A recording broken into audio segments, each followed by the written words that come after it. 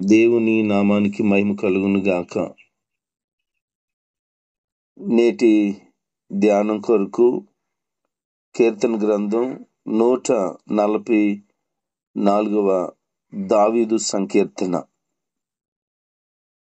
కీర్తనకారుడైనటువంటి దావీదు తను ఎంతో నైపుణ్యత కలిగిన వాడు.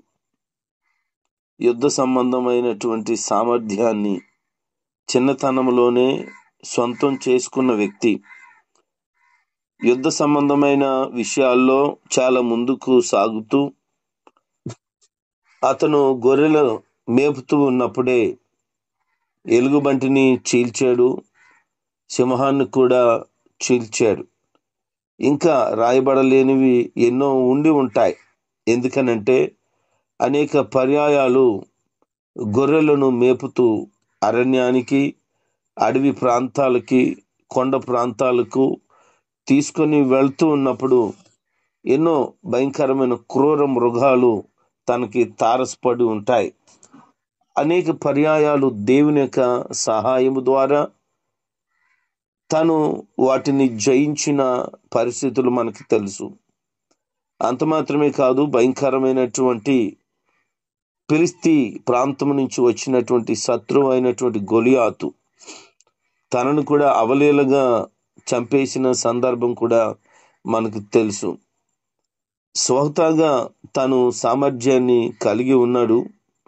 అయితే ఎప్పుడూ కూడా నా సొంత సామర్థ్యం వల్ల నేను జయం పొందేననే మాట తన నోటంట రాలేదు. ఎప్పుడు కూడా ఇదే మాట్లాడుతున్నాడు. దేవుడు ఇచ్చాడు, దేవుడు సహాయం చేశారు, దేవుడు చేయకపోతే నేను ఏమీ చేయలేనని ఒప్పుకునేటువంటి గొప్ప గుణం ఉంది. ఈ రోజుల్లో చాలా మంది గోరంత చేసి కొండంత చేశాను అని చెప్పేవాళ్ళు ఉన్నారు. ఏది జరిగినా ఇది నా సామర్థ్యం, ఇది నా టాలెంట్, నేను చేయగలిగాను, ఇది నాది అనేటువంటి మాటలు మాట్లాడుతూ ఉంటారు.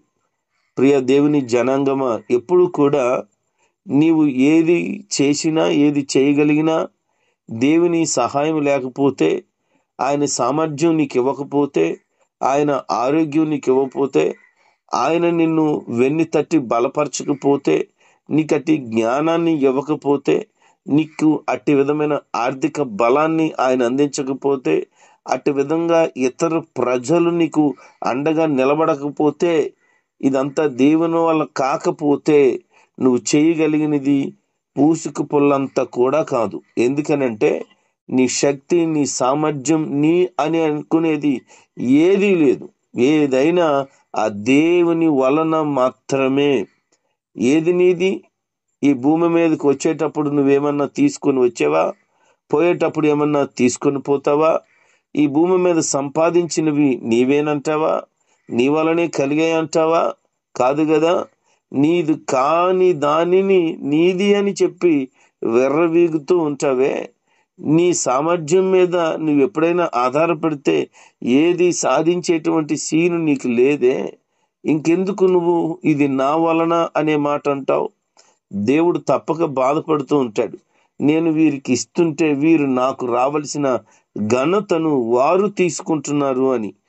అదే నీవు ఆయన ఇచ్చిన సామర్థ్యాన్ని బట్టి కార్యాన్ని జరిగించి ఇది ప్రభు వలన కలిగింది అని చెప్పినప్పుడు మరింత బలం, మరింత సహాయము నువ్వు పొందుతావు. పైగా దేవుడు కూడా నిన్ను బట్టి హర్షిస్తాడు.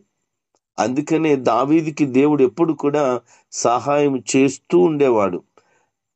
తన పరిస్థితుల నుండి విడిపించమని ప్రార్థించేవాడు. ఈ కీర్తనలో కూడా అదే ప్రార్థన చేస్తున్నాడు. అలా గనుక ప్రభువా నువ్వు నన్ను విడిపిస్తే, ఈ పరిస్థితిలో నుంచి నన్ను బయటపడేయగలిగితే నేను తప్పకుండా నీకు ఒక కొత్త పాట పాడుకుంటాను అంటున్నాడు. దావీదు అనుభవం చాలా డిఫరెంట్గా ఉంటుంది. ఎన్నిసార్లు చెప్పినా యేసుక్రీస్తు తర్వాత దావీదు గురించే ఎక్కువ మనం ప్రస్తావన తెచ్చుకుంటూ ఉంటాం. కారణం ఏంటి అని అంటే దేవునికి హృదయానుసారుడిగా ఉన్నాడు. తన జీవిత విధానం అంతా కూడా దేవుని మీదే ఆధారపడి ఆనుకొని బ్రతికి కేవలము దేవునికి మాత్రమే మహిమార్థంగా జీవించాలనే ఒక గొప్ప తాపత్రయం కలిగినటువంటి వ్యక్తిత్వం కలిగిన వ్యక్తి ఆయన. అందుకనే నాకు ఈ పరిస్థితుల్లో నుంచి నన్ను విడిపించు, అలా విడిపిస్తే నీకు ఒక కొత్త పాట పాడుకుంటాను అన్నాడు. అంటే తన హృదయం ఎప్పుడు కూడా నూతనమైన కార్యాలు దేవుని దగ్గర నుంచి ఎదురు చూస్తూ పొందిన ప్రతి కార్యాన్ని బట్టి ఒక స్తుతి పాట పాడాలి అనే ఒక గొప్ప ఆనందం తన హృదయంలో వడుతూ ఉంటది. అందుకని కీర్తన 33 చరణం, 40 అధ్యాయం 3 చరణం, 96 చరణం, 98 చరణం, 149 చరణం ఇలాగున అనేక పర్యాయాలు కొత్త పాటలు పాడడం జరిగింది. ఎందుకు పాడాడు? ఏంటి తన ఆధ్యాత్మికత అంటే, దేవుడు అనేక పర్యాయాలు తనను దర్శించి సహాయం చేసి విజయం ఇచ్చి అన్ని విషయాల్లోనూ తను పైన పెడుతూ ఉంటే అతను నిత్యము దేవుణ్ణి గణపరుస్తూ ఉండేవాడు. అందుకే నా నోట నూతనమైన కీర్తన ఉంది అంటాడు. నేను దేవుని గురించి కొత్త పాట పాడతానంటాడు. నా నోటంట ప్రభువును గురించినటువంటి పాట కొత్తగా వస్తుంది అంటాడు. అంటే ఎందుకు కొత్తగా వస్తుంది అని అంటే, తన హృదయంలో అలాంటి కార్యాలు ప్రభు దగ్గర నుంచి పొందుతూ ఉన్నాడు. చూడండి, కొన్నిసార్లు ఏదైనా ఆనందం కలిగితే మనకు తెలియకుండానే కొత్తగా పాడతాం పాట. ఆ పాట ఎవరు పాడింది కాదు, ఎవరు రాసింది కాదు, ఏవో పదాలు కూర్పు వచ్చేస్తూ ఉంటది. చాలా డిఫరెంట్గా పాడేస్తాం మనం. రాగం బాగుంటది, అందులో పల్లవి చరణాలు అన్నీ కూడా బాగుంటాయి. తీరా అది మళ్ళా గుర్తొస్తే బాగుండు, రాసేద్దాం, పాడేద్దాం, నేను కూడా ఒక రైటర్ని అయిపోదాం అనుకుంటే మాయమైపోయినట్టు అయిపోతుంది. అలాగే మీకు ఎప్పుడైనా అనుభవం ఉండుంటే, ఒకవేళ ఇక మీద నుంచి అలా పాడేటప్పుడు సెల్ ఫోన్లో రికార్డ్ పెట్టుకోండి. వీలైతే పాట వచ్చేటప్పుడు ఎక్కడన్నా రాసుకోండి, ఉపయోగపడుతుంది. ఎందుకంటే మీరు కూడా ఒక కవి కావచ్చు, లేకపోతే దావీదులాగా ప్రభుని గణపరచడంలో ఒక సహాయం ద్వారా సామర్థ్యాన్ని మీరు పొందుతూ ఉండొచ్చు. అదొక దేవుడిచ్చే గొప్ప భాగ్యం కదూ, ఒక తలంతు కదూ. వినియోగించండి ఈ రోజు నుంచి. ఎందుకనంటే ప్రభుని గణపరచడం అనేది ఎంత గొప్ప ధన్యత. కీర్తనకారుడి యొక్క ఉద్దేశాన్ని గమనించగలుగుతున్నారా? ఇక మీదట అలాగే మీ హృదయాన్ని దేవుని కనెక్ట్ చేసుకోండి. ఇతను అంటారు, దేవుని ప్రజలు దృష్టిలో పెట్టుకొని వారి సౌభాగ్యము నెమ్మది కోరి దావీదు ప్రార్థిస్తున్నాడు. యెహోవా ప్రజలు ఎప్పుడు కూడా ఆయన్ని గణపరిచేవారుగాను, నిజమైన ఒకే దేవుడైనటువంటి యెహోవాను ఆరాధించేవారుగాను ఉండాలనేది దావీదు యొక్క ఉద్దేశం. అందుకే దావీదు యొక్క ప్రార్థన ఏంటంటే, యవన కాలంలో ఉన్నటువంటి తన బిడ్డలు ఎదిగిన మొక్కల్లా ఉన్నారు కదా, వారి కుమార్తెలేమో నగరం కొరకు చెక్కబడినటువంటి ఒక మూల కంబాల వలె ఉన్నారు కదా అంటూ వారి కొరకు ప్రార్థిస్తున్నాడు.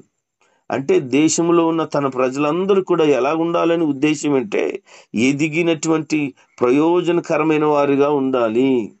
దావీదు దగ్గర సైన్యం అందరూ కూడా చాలా యాక్టివ్గా ఉండేవారట. అందుకనే కారణం చెప్తున్నాడు, నా ప్రార్థన నా ప్రభు విని వారిని ఎదిగిన మొక్కల్లా ఉంచాడు అని. ఆ కుమార్తెలట ఎలా ఉన్నారు? చాలా సౌందర్యవంతమైన వారిగా ఉన్నారు. వారు శరీర సౌందర్యం గురించి ఇక్కడ చెప్తలేదు, ఆత్మ సంబంధమైన సౌందర్యం చూచినప్పటికీ ఆశ్చర్యపోయేటువంటి సౌందర్యాన్ని వారు కలిగిన, సామర్థ్యాన్ని కలిగిన వారుగా ఉన్నారు అని అంటున్నాడు. ఈ కీర్తనకారుడు రాసినటువంటి అంతరంగికమైన విషయాలు చెప్తున్నాను మీకు.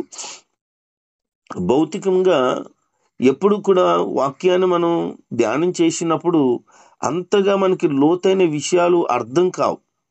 ఆత్మ సంబంధంగా అంతరంగికంగా ఎప్పుడైతే మనం ధ్యానం చేశామో ఆ రచయితలో ఉన్న భావం ఏమిటో మనం గమనించగలుగుతాం. ఈరోజు అదే చెప్తున్నారు అక్కడ. ఈ రచయిత యొక్క ఉద్దేశం ఏంటి అని అంటే, తన ప్రజలైనటువంటి యవనులు, ఆ యవనులు ఒక గొప్ప ఉన్నతమైనటువంటి వారై ఉండాలి అనేది తన యొక్క తాపత్రయమై ఉన్నది. వారు ఎలా ఉన్నారు? మా కొట్లు నింపబడి పలు విధములైన ద్రవ్యములకు నిధులుగా ఉన్నవి. మా గొర్రెలు 1000 కొలిది 10,000 కొలిదిగా మా గడ్డి బిళ్ళల్లో పిల్లలు పెడుతున్నాయి. ఇదంతా కూడా ఆత్మ సంబంధమైన విషయాలే మాట్లాడుతున్నాడు. అక్కడున్న ప్రజలు ఎలా ఉన్నారు అంటున్నాడో చూడండి. వారు కలిగిన సర్వ సమృద్ధి మాట్లాడుతున్నాడు.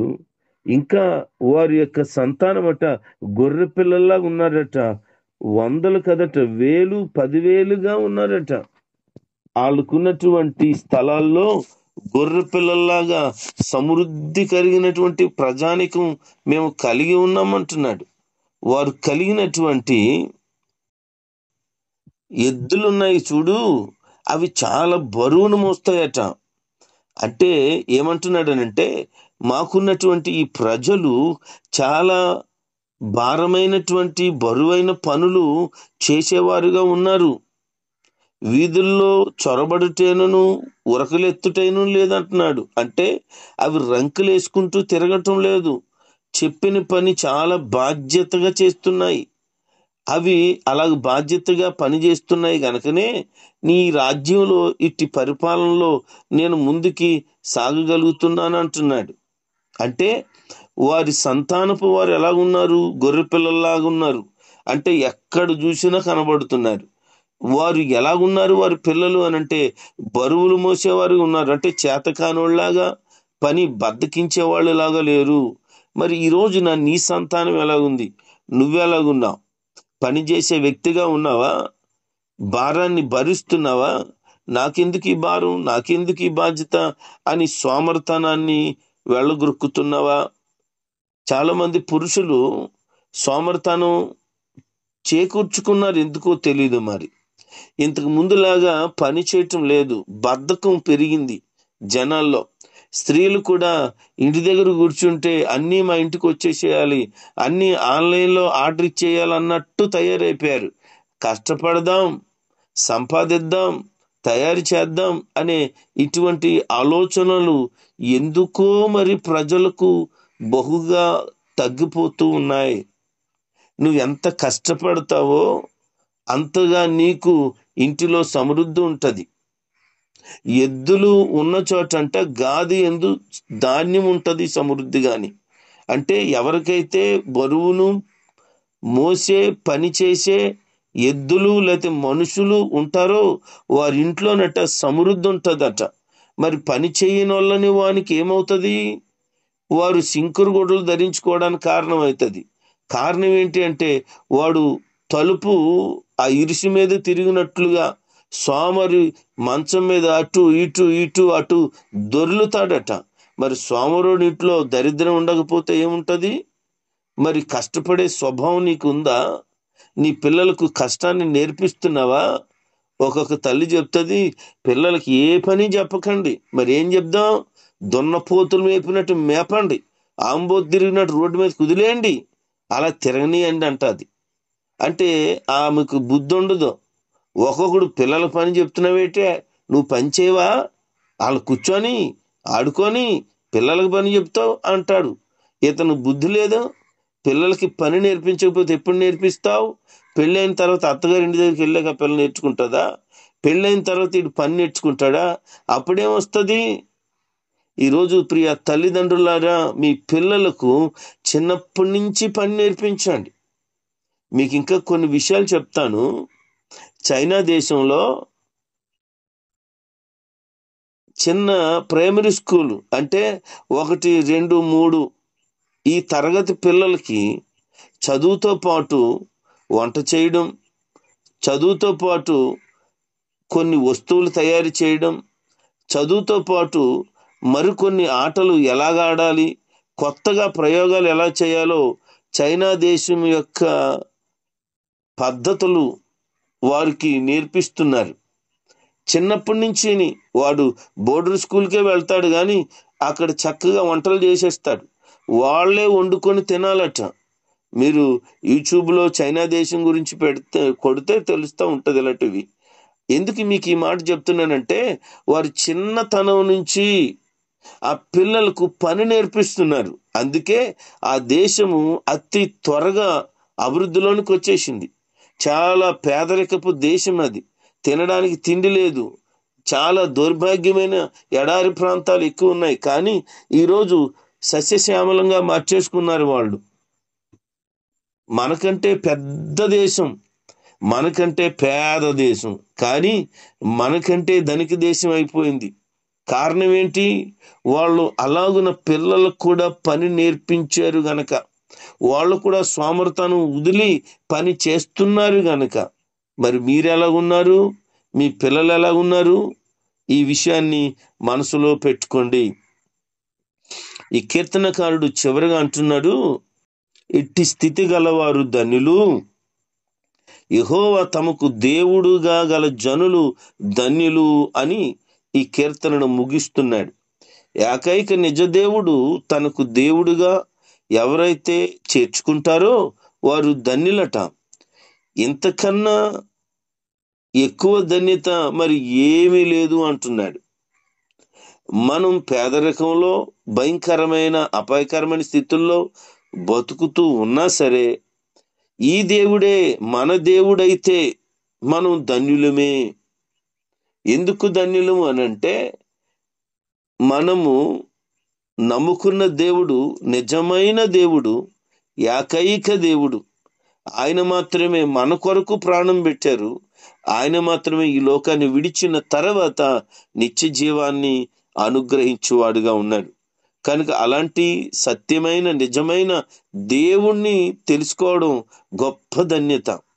నేను ఇంకా పేదరికంలో ఉన్నాను, ఇంకా బాధల్లో ఉన్నాను, అప్పుల్లో ఉన్నాను, సమస్యల్లో రోగాలతో ఉన్నాను, నా అక్కర్లు తీర్చబడలేదు, నేను ఫలించలేదు, నాకు మేలు కలగలేదు, లేకపోతే నాకు ఏదో ఆశీర్వాదం రాలేదు అని భావించే దానికన్నా అసలు దేవుని కలిగి ఉన్నావు, ఇదే గొప్ప ధన్యత అని నువ్వు భావించాలి. ధనవంతుడు లాజరు గురించి మనం జ్ఞాపకం చేసుకుంటే, లాజరు బహు కఠికమైన దరిద్రాన్ని అనుభవించాడు, కానీ ఎన్నడూ కూడా దేవుని విడిచిపెట్టలేదు. అందుకనే దేవదూతలు అతన్ని కొనిపోయాయి. మరి అట్టి ధన్యత మనం కూడా సొంతం చేసుకోవాలంటే, ఏదో దేవుడు ఇవ్వలేదు, ఏదో దేవుడు చేయలేదు, ఏదో అనుగ్రహించలేదు అని దేవుడి మీద నేరాలు మోపకుండా, కలిగిన వాటితో తృప్తిగుండి దైవ భయము భక్తి కలిగి ఆయనలో సాగిపోతే అంతకంటే ధన్యత ఏమీ లేదు. అలాగని ప్రభు మనకి ఏమి ఇవ్వరా? సమస్తమును ఈ భూమి మీద మనకు కావలసిన వాటిని తప్పక అనుగ్రహిస్తారు. అయితే మనం కలిగిన వాటితో తృప్తి కలిగి ఉండడం నేర్చుకోవాలి. ఈరోజు అలా గనక ఎవరైనా ఉంటే గమనించి ఇక మీదటి నుంచి అయినా ఆ తృప్తి కలిగిన జీవితాన్ని జీవించటానికి ప్రయత్నం చేయండి. దావీదు యొక్క అనుభవం పరిపూర్ణంగా దేవుని మీద ఆనుకొని, నా శక్తి నా సామర్థ్యం నాది కాదు, ఇది దేవుని వలన, యుద్ధంలో జయమైన ఏదైనా చేసినప్పుడు పొందిన ఆనందమైన ఇది దేవుని వలనే అని గనపరుస్తూ నూతనమైన కీర్తనలు పాడటానికి రెడీ అవుతూ ఉన్నాడు ఎప్పుడు కూడా. అలాగే దేవుడు నీ పట్ల నూతనమైన కార్యాలు చేయటానికి రెడీగా ఉన్నాడు. విశ్వాసంతో సాగిపో. నీ పిల్లల్ని చిన్నప్పటి నుంచి చక్కగా అన్ని విద్యలు నేర్పించు. దైవ భయం దైవభక్తి కలిగి పిల్లలుగా నీ పిల్లలను పెంచుకో.